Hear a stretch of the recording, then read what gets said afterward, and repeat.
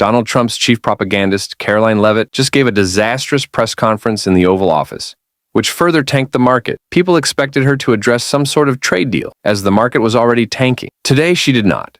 Instead, she brought on stage the mom of Rachel Morin, who was killed by an illegal immigrant, and she used Rachel Morin's mom on stage to basically attack Abrago Garcia, who's now in this concentration camp in El Salvador. And despite the 9-0 ruling by the Supreme Court, saying facilitate his return back to Maryland because you unlawfully kidnapped him and you claimed it was a mistake, bring him back, Trump's not following that order. So the Trump White House is trying to conflate Abrago Garcia with this horrific murder of Rachel Morin. Now, let me show you what was going on in the market today. Let's talk about this disastrous press conference. You see the market here.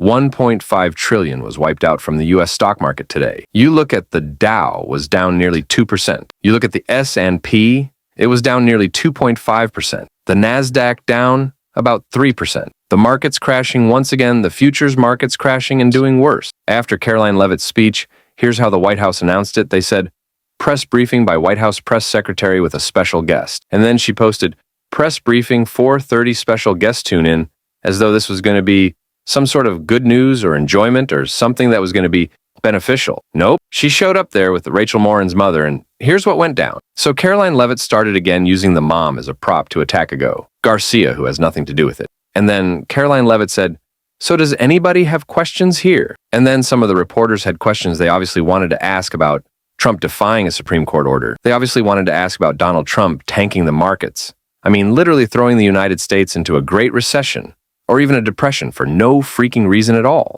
We heard from the chairman of the Federal Reserve, Jerome Powell. He's looking at the data. He's saying, I have no clue why the Trump regime is doing this. I mean, they're crushing the economy. So they ask her, hey, Leavitt, can you respond to what's going on? She goes, any questions? And someone goes, I've got a question. And then, in perfect gaslighting, North Korea pink dress lady, I think she's wearing a pink dress lady. Kim Jong-un's propagandist in pink dress, lady fashion. She goes, oops, I guess no one has questions. Okay. So, no questions for anybody, I guess. We're done here. Play this clip. Thank you. Does anyone have any questions for Patty or for me? No? I have a question. No? Anybody? Okay. We'll see you all later. The president will be at his dinner later this evening. Thank you.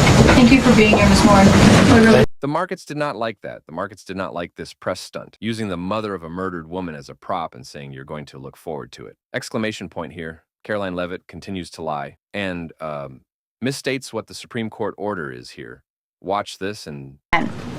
Nothing will change the fact that Abrago Garcia will never be a Maryland father. He will never live in the United States of America again. And the United States Supreme Court ruled unanimously that the President of the United States and the Secretary of State could not be compelled to forcibly retrieve this citizen of El Salvador who is currently locked up in a maximum security prison in his home country due to his MS-13 membership. Now it should be noted today, as we previously reported, that in a separate proceeding, Federal Judge Boasberg in Washington, D.C. made a finding of probable cause that Trump regime officials have committed criminal contempt. Now, one of the things that Boasberg can do is appoint a special prosecutor outside of Trump's corrupt regime DOJ to prosecute the crime. We'll do more hot takes on that. They said, all right, Trump regime, either purge the contempt by returning all of the other people as well when you violated the court's order, or list me the individuals who I'm going to personally find in contempt who went along with the defiance of the court's order. So a lot going on. Also, Trump is for some reason appealing Judge Zinnes, the federal judge in Washington, in Maryland's order, where she said, facilitate the return. Let me know what specific steps you're taking to return Abrago Garcia pursuant to the Supreme Court, ruling Trump's appealing that he's going to look like an utter fool before the Fourth Circuit Court of Appeals. Going now to Jerome Powell's press conference that he held at the Economic Club in Chicago. Here's what he had to say. Play this clip. Tariffs are highly likely to generate at least a temporary rise in inflation. The inflationary effects could also be more persistent. Avoiding that outcome will depend on the size of the effects, on how long it takes for them to pass through fully to prices, and ultimately on keeping longer-term inflation expectations well anchored. Here he is talking about how Even the Smoot-Hawley tariffs in 1930, which caused a much bigger Great Depression, were not as bad as Trump's current tariffs, like his 245% stupid tariff on China. Play this clip. Let me just agree that what comes back very strongly, and everyone will understand this. These are very fundamental changes in, long held in some cases policies in the United States, and there's not any real experience. I mean, the Smoot-Hawley tariffs were actually not this large, and they were 95 years ago, so there isn't a modern experience of how to think about this. And businesses and households are saying in surveys that they are experiencing incredibly high uncertainty. There's a lot of research, some of it from the Fed, showing that does lead to businesses and households stepping back from decisions, which of course makes common sense. And you hope that that's something that you go through a phase, and then you know what things become more certain, and therefore people can resume normal economic activities given their understanding of what is the new normal. I mean, your question really is, what if the uncertainty remains high? I think that's a difficult environment. I think people's expected rates of return would have to be higher. I think people that would weigh on, to me, investment just in general. If the United States were to become a jurisdiction where risks are just structurally higher going forward, that would make us less attractive as a jurisdiction. We don't know that at this point, but I think that would be the effect. Here's Jerome Powell, the chairman of the Federal Reserve, on the bond market. So we've seen volatility also in the bond market, and at a time when usually there's a flight to safety, we saw yields on the German Bund and the Japanese government bond come down, but we saw yields on US Treasuries go up. What do you attribute this to?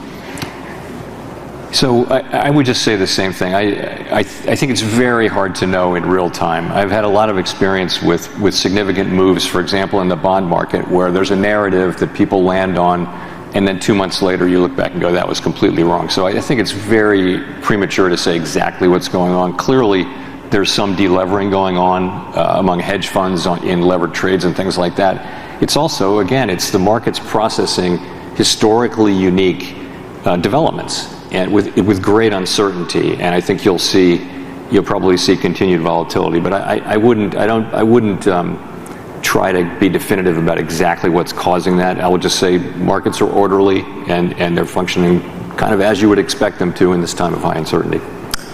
Here he is again talking about the data that he has. The initial reading on first quarter GDP in a couple of weeks. The data we have in hand so far suggests that growth has slowed in the first quarter of this year from last year's solid pace. Despite strong motor vehicle sales, overall consumer spending appears to have grown modestly. In addition, strong imports during the first quarter, reflecting attempts by businesses to get ahead of potential tariffs, are expected to weigh on GDP growth. Here he is talking about how even Trump's cutbacks on science and research is impacting the economy as well. Play this clip. In terms of the cutbacks in funding and for science and things like that, we do see in areas, particularly in cities that have a lot of universities and research hospitals and research institutions, we're really hearing significant layoffs and significant impacts on employment. I don't know how much that will total up to. And of course, in addition, cutting back on scientific research may have implications for economic growth, for productivity, for health, for all kinds of things, but those are very difficult to estimate in real time. Yeah, but I guess for Donald Trump and J.D. Vance, long-term pain, say, thank you, everybody. This is, I guess, what they want, for everybody to torture and make Americans suffer. Take a look. Spencer Gimian posts this as well. So the Trump regime is actually taking in less money in tariffs, or right about the same as former President Biden for all of the chaos that he's created. Oops, Donald, looks like you missed basic logic, and looks like you missed a spot there with your ridiculous makeup. Also, China. You know how Donald Trump's like, who's got the cards? They don't got the card. China has the cards. And China's actually showing how you competently retaliate in a trade war. They're surgically piercing the United States economy and causing devastation. And Trump and his regime are too idiotic to even realize what's happening. Chinese refiners are importing records amounts of Canadian crude after slashing purchase of U.S. oil by roughly 90% amid escalating trade wars. In other words, Donald Trump attacked them. Here's what they're doing. They're also stopped exporting rare earth minerals to the United States. That's going to have a massive impact. And here's the Chinese embassy in the U.S. just mocking Donald Trump with his little short, stubby fingers. And they're basically saying, who's got the cards now? Donald. That's the update from now. We'll get you more information as soon as we get it. Let me just agree that what comes back very strongly, and everyone will understand this. These are very fundamental changes in, long held in some cases policies in the United States, and there's not any real experience. I mean, the Smoot-Hawley tariffs were actually not this large, and they were 95 years ago, so there isn't a modern experience of how to think about this. And businesses and households are saying in surveys that they are experiencing incredibly high uncertainty. There's a lot of research, some of it from the Fed, showing that does lead to businesses and households stepping back from decisions, which of course makes common sense. And you hope that that's something that you go through a phase, and then you know what things become more certain, and therefore people can resume normal economic activities given their understanding of what is the new normal. I mean, your question really is, what if the uncertainty remains high? I think that's a difficult environment. I think people's expected rates of return would have to be higher. I think people would that would weigh on, to me, investment just in general. If the United States were to become a jurisdiction where risks are just structurally higher going forward, that would make us less attractive as a jurisdiction. We don't know that at this point, but I think that would be the effect.